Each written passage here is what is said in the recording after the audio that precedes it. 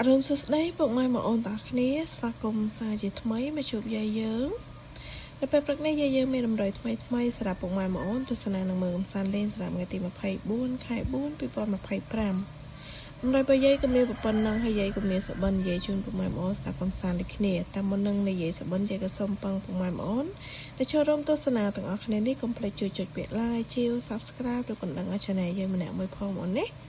ចាឬក៏ពុកម៉ែបងប្អូនចង់បានតម្រុយតាមម៉ោងក៏យាយមានណែលីងយាយដាក់លើ comment ណាបងប្អូនទាំងគ្នាចង់ចូលមើលតម្រុយតាមម៉ោង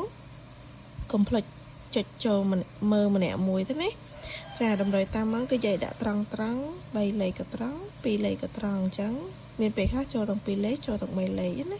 ពុកម៉ែបងប្អូនចង់ឃើញតម្រុយតាមម៉ោងចុចចូលលីងម្នាក់មួយណាចាតោះអញ្ចឹងពុកម៉ែបងប្អូនចូលមកស្ដាប់សបិនយាយយប់មិញនេះយាយសបិនឃើញមនុស្សប្រុសយកឈើអាស័យណា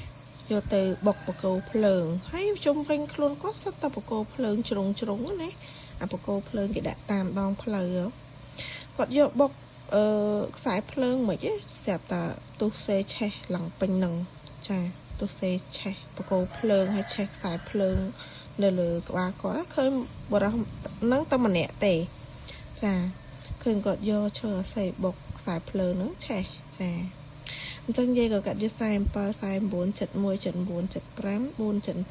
447 479អស់ខ្សែនិងអស់ចិត្តអញ្ចឹងពុកម៉ែបងប្អូនចេះកាត់លេខអីក៏យកតាមហ្នឹងទៅណាហើយក៏ជូនពរហេងស្នាងល្អទាំងអស់គ្នាអញ្ចឹងវីដេអូយាយក៏មានតែប៉ុណ្្នឹងទេជួបគ្នានៅវីដេអូក្រោយបាយ